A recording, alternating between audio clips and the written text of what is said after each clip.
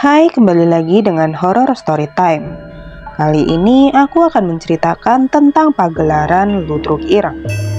Seperti biasa, nama dalam cerita ini sudah disamarkan.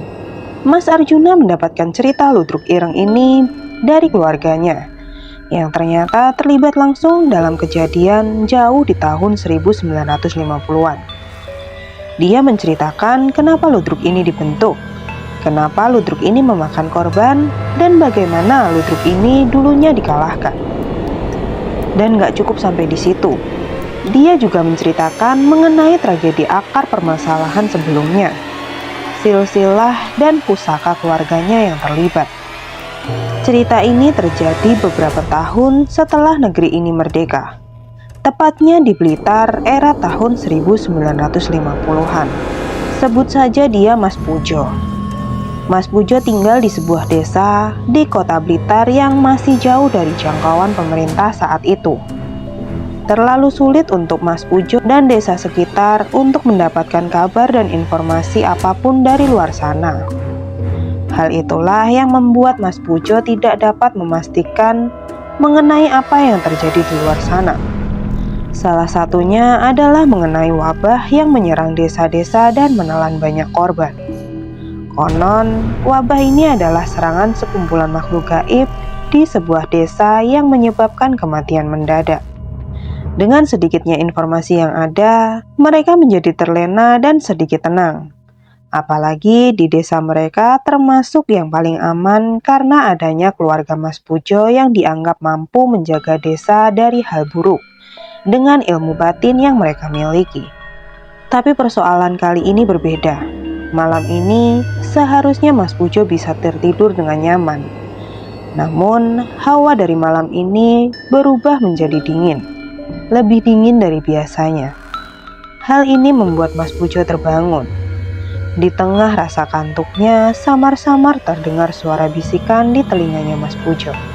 Le, kandani bapakmu, benang Ireng wis ketok timur. Mas Pujo pun paham dengan suara itu.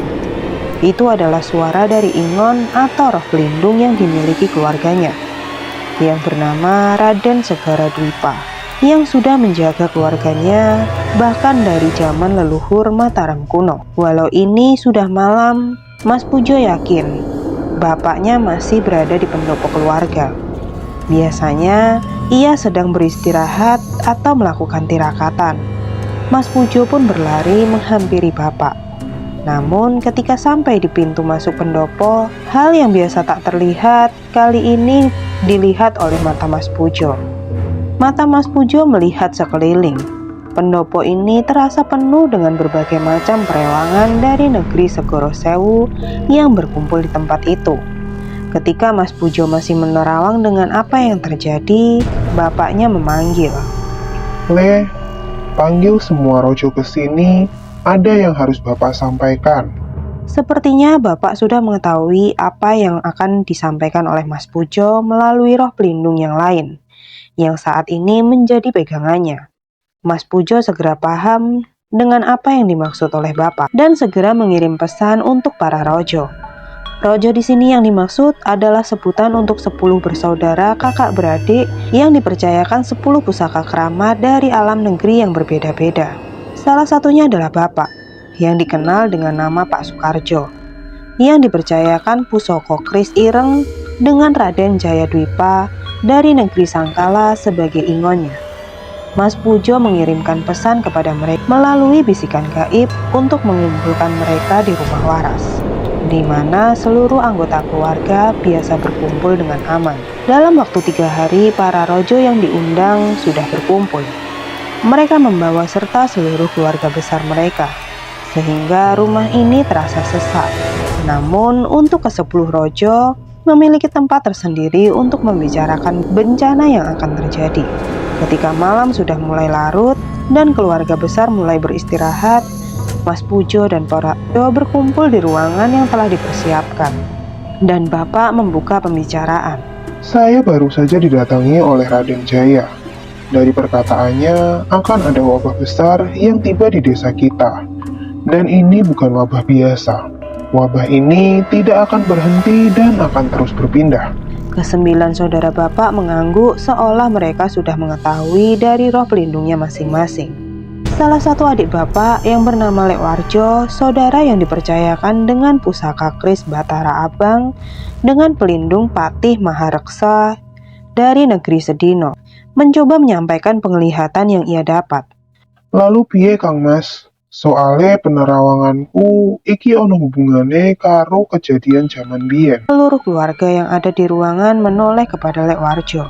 Kemampuan yang dimiliki oleh Lek Warjo adalah penerawangan yang bisa melihat semua hal yang terjadi di masa lalu, bahkan sejak zaman Mataram kuno. Maksudmu piye, Jo? Tanya bapak menjelaskan maksudnya. Menurut penerawangan saya, ini semua ada hubungannya dengan tragedi Rojopati. Jawab Lek Warjo dengan sedikit gelisah. Rojopati? Yang benar kamu, Jo? Pak Debroto sedikit tidak percaya dengan ucapan Lek Warjo.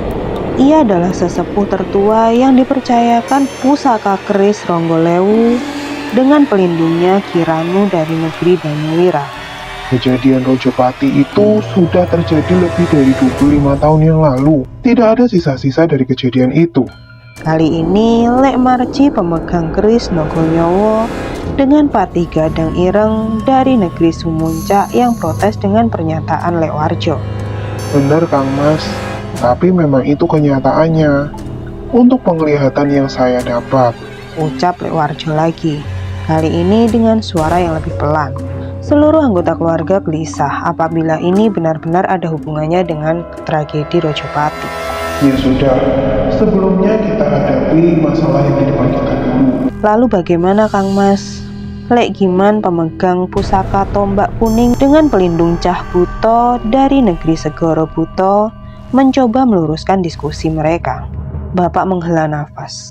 Ia benar-benar harus memutuskan sesuatu yang berat. Wabah ini disebabkan oleh sekumpulan demit. Jumlahnya bahkan bisa menghabisi satu desa. Walaupun terlihat bingung, suara bapak cukup tegas. Hanya ada satu cara untuk mengatasi wabah ini. Pagelaran Ludruk Ireng harus dilakukan. Ucapan Lek Warjo mengenai tragedi Rojopati saja sudah cukup mengagetkan. Kali ini bapak memutuskan untuk mengadakan pagelaran Ludruk Ireng. Seluruh anggota keluarga mulai gelisah, karena siapapun tahu, jika Ludruk Ireng sudah digelar, berarti wabah yang dihadapi bukan wabah biasa. Apalagi persiapannya sama sekali tidak mudah. Salah satu syarat yang paling berat adalah salah satu pemerannya yang bermain Ludruk ini harus seorang lelaki bujang yatim piatu, berusia 25 tahun dan lahir dengan getih anget. Getih hangat adalah sebutan untuk mereka yang lahir dengan tubuh dan sukma yang khusus. Tubuh mereka sangat mudah untuk dirasuki oleh roh lain. Hal ini menjadi penting karena ia akan menjadi wadah bagi demit pembawa wabah itu sendiri. Mencari orang seperti itu sangatlah sulit. Selain karena kriteria sesulit itu, nyawa sang pemain ludruk pun sudah pasti dalam bahaya. Walaupun dengan berat hati, seluruh keluarga sepakat dengan pagelaran Ludruk Ireng itu demi menyelamatkan seluruh desa dan agar wabah itu tidak menyerang tempat lain lagi. Cukup lama untuk mengumpulkan pemain Ludruk Ireng sampai pada akhirnya bisa terkumpul. Untuk pemain utamanya diputuskan seorang anak bernama Toha. Ia bekerja di rumah Budesum. Budesum sendiri adalah saudara bapak yang dipercayakan pusaka Konde Prabu dengan pelindung Nyai Solek dari negeri Sirep Abang. Ternyata Toha sengaja bekerja di keluarga Budesum karena pusakanya mampu melindungi Toha dari para roh dan demit yang mencoba memanfaatkan getih hangatnya. Dengan panduan dari bapak, ritual pembentukan kelompok Ludruk Ireng ini pun dilakukan latihan. Untuk prosesi-prosesi menolak bala pun berjalan dengan mudah. Lek Endar pemegang cambuk Rogopatih dengan Panglima Putih dari negeri Pamangsa, dan Lek Min pemegang cambuk Batang Sewu dengan Panglima Projo dari negeri Winasakti yang bertugas melatih pemain-pemain ini untuk melindungi diri dan menyelesaikan misinya. Toha terlihat cukup mudah menerima pelajaran yang diajarkan oleh mereka. Sampai pada akhirnya kelompok Ludruk Ireng ini pun siap untuk pentas. Malam Selasa Kliwon, hawa dingin yang tidak biasa mendatangi desa. Sebuah panggung sudah berdiri tegak di sana, bersiap menampilkan pertunjukan ludruk. Di udara sedingin ini, seluruh warga diwajibkan untuk menonton pertunjukan ini, tanpa boleh ada seorang pun yang tinggal di dalam rumah. Hal ini dimaksudkan agar tidak ada satupun warga yang lolos dari perlindungan mereka. Awalnya pertunjukan berjalan seperti biasa. Warga hanyut dengan peran yang dimainkan oleh kelompok ludruk ireng ini. Namun perlahan warga merasakan kehadiran sosok lain yang menonton di sekitar mereka. Pertunjukan yang dimainkan oleh kelompok ludruk ireng ini menarik minat para dedemit itu. Puncaknya, di akhir acara, Toha yang memiliki peran terpenting melakukan prosesi penarikan, di mana seluruh demit dan roh halus yang ada di sana tertarik dengan getih hangat yang ada di tubuh Toha. Hawa dingin kembali tertiup menandakan aliran kekuatan demit-demit yang memasuki tubuhnya sebagai sang ludruk ireng. Proses itu tidak berlangsung lama, hingga pada akhirnya suasana mencekam hilang, dan mereka tahu rencana mereka berhasil. Bapak, desa sudah bersih. Acaranya berhasil, Pak. Ucap Mas Pujo dengan sedikit tenang. Iya, Le. Tapi Bapak heran, setelah kemasukan demit sebanyak itu, kok Toha masih segar bugar ya? Lanjut Bapak. Benar juga. Kerasukan satu demit saja sudah berat bukan main. Entah mengapa Toha masih segar bugar seperti tak terjadi apa-apa. Ya sudahlah, kita lihat perkembangannya nanti di pertunjukan lain. Lanjut Bapak yang masih belum mengerti. Setiap Selasa Kliwon, pagelaran ludruk ireng diadakan dari desa ke desa. Sebisa mungkin mereka menyelamatkan seluruh desa yang berpotensi diserang demit itu. Seluruh rangkaian acara berjalan dengan lancar, hingga akhirnya pertunjukan terakhir diadakan di rumah waras. Atas petunjuk Bule Sumi, pemilik selendang pucuk kayu dengan pelindung Nyi Marni dari negeri Wetan. Beliau beralasan agar diadakan di rumah waras untuk menyelesaikan dan membersihkan sisa-sisa ritual yang telah dijalani. Mereka semua menonton pertunjukan dengan senang. Hiburan yang disajikan sungguh mampu membuat mereka terhipnotis dengan tiap candaan dari kelompok ludruk ini. Namun Mas Pujo sedikit merasa aneh dengan gelagat Pak Deyuti. Iya, ia memegang pusaka keris Candra Sewu di tangannya. Padahal ini harusnya menjadi acara yang santai untuk menutup semua musibah. Mas Pujo berharap kekhawatirannya hanyalah sebuah rasa gelisah biasa. Hingga akhirnya acara ludruk pun selesai. Mereka semua bertepuk tangan sebagai bentuk apresiasi atas usaha mereka selama ini. Dan lebih hebatnya lagi, tidak ada korban jiwa dari ritual ini. Namun bukannya membubarkan diri, seluruh anggota ludruk malah masih berdiri di tempat. Tepat di panggung kecil tempat mereka melakukan pertunjukan. Kali ini berbeda dengan saat mereka tampil. Mereka berdiri dengan tanpa sedikit ekspresi di wajah. Ada apa ini? Apa ada yang salah? Para rojo mempertanyakan kelakuan para pemain ludruk itu. Toha, sang pemeran utama ludruk ireng, menunjuk kepada para rojo dan menunjuk dengan wajah penuh emosi. Apa kalian ingat dengan Nyi Laras, istri dari Ki Sedo? Tanya Toha dengan tangan yang menunjuk ke para rojo dengan gemetar. Pak Deyuti berdiri. Terlihat roh pelindung pusakanya, Pangeran Aji Dwipa dari negeri Wetan Abang sudah berdiri di sebelahnya, seolah bersiap akan sesuatu. Nyi Laras, Ki Sedo, keturunan dari Prabalanggawe. Itu yang kamu maksud? Tanya Pak Deyuti. Tangan Toha masih gemetar. Kali ini wajahnya memerah, bukan karena dandanan pemain ludruk. Namun jelas terlihat itu semua dari emosinya yang seolah sudah tertahan lama. Ya, mereka yang kalian bunuh dengan santet balung ireng. Toha berteriak melampiaskan emosinya. Budesu maju ke depan. Maksud kamu apa, Toha? Demit apa yang menguasai kamu?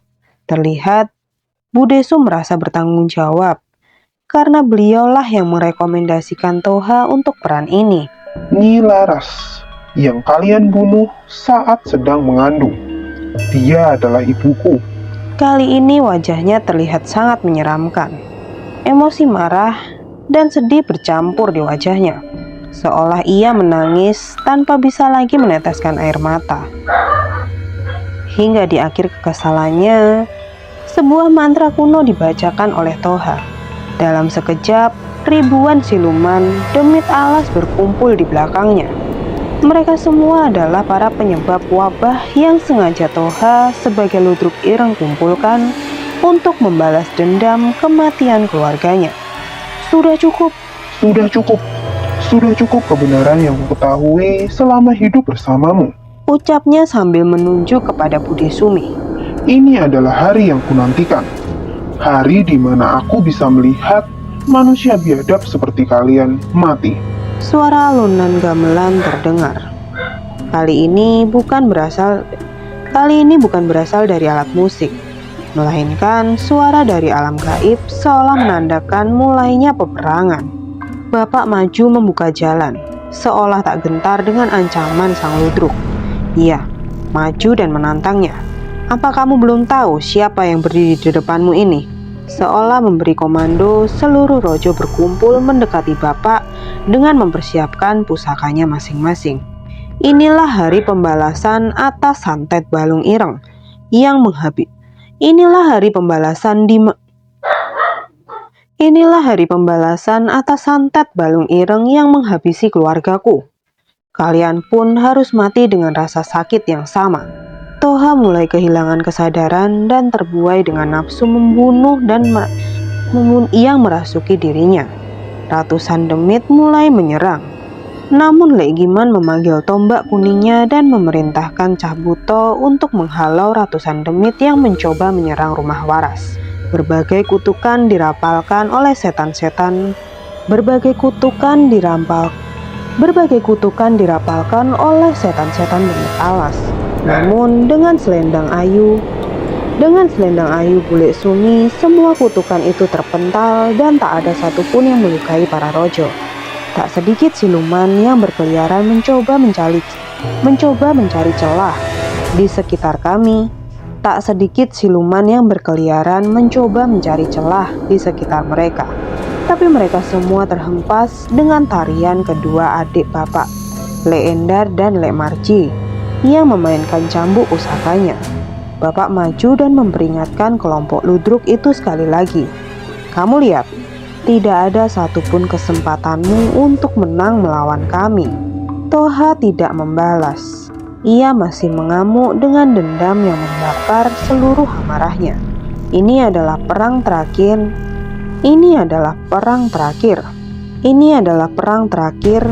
Akan kupastikan keturunan Rosid Ini adalah perang terakhir, dan akan kupastikan keturunan Kiroshid akan habis tak tersisa. Teriak Bapak memimpin anggota keluarganya untuk menyelesaikan pertempuran ini. Saat semua pusaka raja berkumpul, hampir tak ada kekuatan gaib yang bisa mengalahkannya. Setiap pusaka memiliki perannya masing-masing, sehingga tak ada celah untuk dikalahkan. Pertempuran berlangsung semalam suntuk. Tidak ada yang tahu bagaimana proses dan ujung dari pertempuran ini. Yang terjadi di akhir malam, para rojo dan keluarganya. Para rojo keluarga Bapak berhasil bertahan hidup tanpa kekurangan suatu apapun. Namun keberadaan pemain ludruk ireng itu tidak pernah ditemukan wujudnya. Seluruh panggung dan perlengkapan ludruk pun hilang tanpa jejak. Hanya tersisa sebuah topeng berwarna hitam tergeletak di tanah tepat di mana panggung itu berdiri. Bapak yakin ia sudah menghabisi seluruh pemain ludruk dan keturunan Trah Balanggawe. Sisa-sisa tragedi Rojopati. Sebuah tragedi perang santet antar saudara seperguruan yang melibatkan dua tuan tanah 25 tahun yang lalu. Namun tetap ada rasa khawatir di diri Bapak apabila kejadian ini terulang lagi di masa depan. Dan ketika saat itu tiba, tidak ada pusaka para rojo yang bisa menghentikannya. Suara alunan gamelan terdengar. Kali ini bukan berasal dari alat musik, melainkan suara dari alam gaib seolah menandakan mulainya peperangan. Bapak maju membuka jalan, seolah tak gentar dengan ancaman sang ludruk. Ia maju dan menantangnya. Apa kamu belum tahu siapa yang berdiri di depanmu ini? Seolah memberi komando, seluruh rojo berkumpul mendekati Bapak dengan mempersiapkan pusakanya masing-masing. Inilah hari pembalasan atas santet balung ireng yang menghabisi keluargaku. Kalian pun harus mati dengan rasa sakit yang sama. Toha mulai kehilangan kesadaran dan terbuai dengan nafsu membunuh dan yang merasuki dirinya. Ratusan demit mulai menyerang. Namun Lek Giman memanggil tombak kuningnya dan memerintahkan Cah Buto untuk menghalau ratusan demit yang mencoba menyerang rumah waras. Berbagai kutukan dirapalkan oleh setan-setan. Berbagai kutukan dirapalkan oleh setan-setan demit alas. Dengan selendang ayu bule Sumi, semua kutukan itu terpental dan tak ada satupun yang melukai para rojo. Tak sedikit siluman yang berkeliaran mencoba mencari celah di sekitar mereka. Tapi mereka semua terhempas dengan tarian kedua adik Bapak, Lek Endar dan Lek Marji, yang memainkan cambuk pusakanya. Bapak maju dan memperingatkan kelompok ludruk itu sekali lagi. Kamu lihat, tidak ada satupun kesempatanmu untuk menang melawan kami. Toha tidak membalas. Ia masih mengamuk dengan dendam yang membakar seluruh amarahnya. Ini adalah perang terakhir. Ini adalah perang terakhir. Dan akan kupastikan keturunan Kiroshit akan habis tak tersisa. Riak Bapak memimpin anggota keluarganya untuk menyelesaikan pertempuran ini. Saat semua pusaka raja berkumpul, hampir tak ada kekuatan gaib yang bisa mengalahkannya. Setiap pusaka memiliki perannya masing-masing, sehingga tak ada celah untuk dikalahkan. Pertempuran berlangsung semalam suntuk. Tidak ada yang tahu bagaimana proses dan ujung dari pertempuran ini. Yang terjadi di akhir malam, para rojo keluarga Bapak berhasil bertahan hidup tanpa kekurangan suatu apapun. Namun, keberadaan pemain ludruk ireng itu tidak pernah ditemukan wujudnya. Seluruh panggung dan perlengkapan ludruk pun hilang tanpa jejak. Hanya tersisa sebuah topeng berwarna hitam tergeletak di tanah tepat di mana panggung itu berdiri. Bapak yakin, ia sudah menghabisi seluruh pemain ludruk dan keturunan Trah Balanggawe. Sisa-sisa tragedi Rojopati. Sebuah tragedi perang santet antar saudara seperguruan yang melibatkan dua tuan tanah 25 tahun yang lalu. Namun, tetap ada rasa khawatir di diri Bapak apabila kejadian ini terulang lagi di masa depan. Dan ketika saat itu tiba, tidak ada pusaka para rojo yang bisa menghentikannya.